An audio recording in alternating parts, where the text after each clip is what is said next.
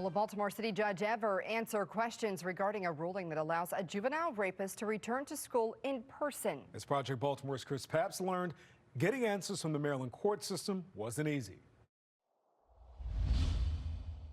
Project Baltimore returned to the Baltimore City Juvenile Justice Center as we continue to try to get answers from Circuit Court Judge Charles Bloomquist regarding public safety.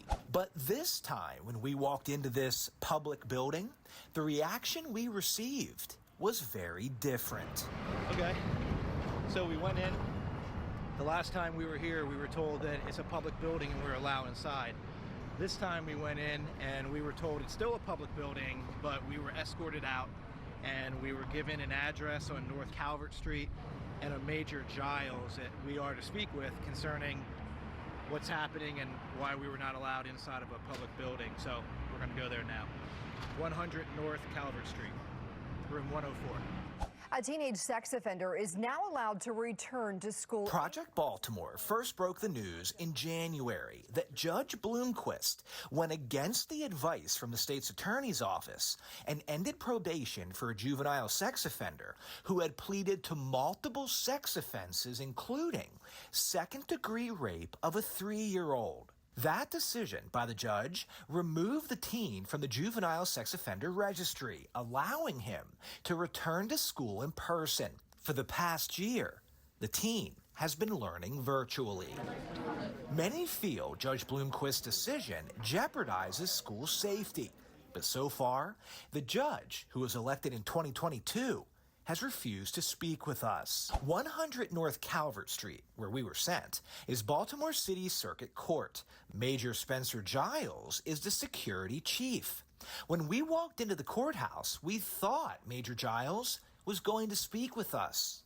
We were wrong. All right, so we were asked to come here by the officer at Juvenile Justice Center to talk to Major Giles. We found him, but he said he has no comment and he's not going to explain to us why we were not allowed inside the Juvenile Justice Center. So we're going to go back to the Juvenile Justice Center and see if someone there can explain to us why we are not allowed, as members of the public, as members of the media, to be inside of a public building. As Project Baltimore tried to track down Judge Bloomquist, lawmakers in Annapolis were debating legislation that would help ensure what Fox 45 exposed does not happen again. Do you guys think that a youth who's raped a 3-year-old should be put back into public school? This is really hard. I know, it's hard for everybody, but Yeah. it's really okay hard. for you to say, I wouldn't want my daughter or my son to be in a classroom with someone who raped a baby. In response to Fox 45's reporting, Delegate Mike Griffith of Harford and Cecil counties introduced House Bill 952. And adding this change, the safety of all students and children can be considered and kept at the forefront of all decisions. Currently, juveniles on the Juvenile Sex Offender Registry are barred from in-person school learning. But when probation ends, the juvenile is removed from the registry.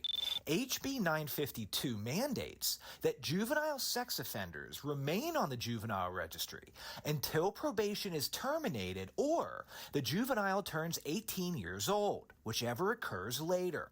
Supporters, like Harford County State's Attorney Allison Healy, say the bill adds another level of protection to keep sex offenders out of schools. Our children are our most vulnerable citizens, and they deserve the maximum protection. But at the hearing, some groups, such as the Coalition to Reform School Discipline, opposed the bill, saying it's better to rehabilitate juvenile sex offenders in a school, not at home. All children deserve classrooms, not screens. We believe in facts over fear. Which is why we've been trying to speak with Judge Bloomquist to get more facts. But back at the Juvenile Justice Center, now for the second time, we were told in order to enter the building, we needed approval from the Maryland Judiciary. So standing outside, we called Nick Cavey, his public information officer. Hey Nick, this is Chris Papps from Fox 45. Just letting you know I am recording this conversation.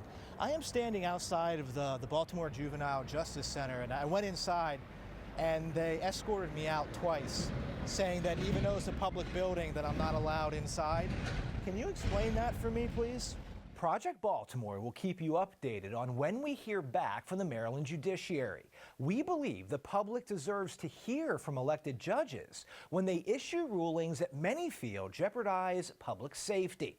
We also believe the public deserves answers as to why the media is not being allowed inside of a public building. I'm Chris Pabst, and this is Project Baltimore. I'm Chris Pabst. Thanks for watching.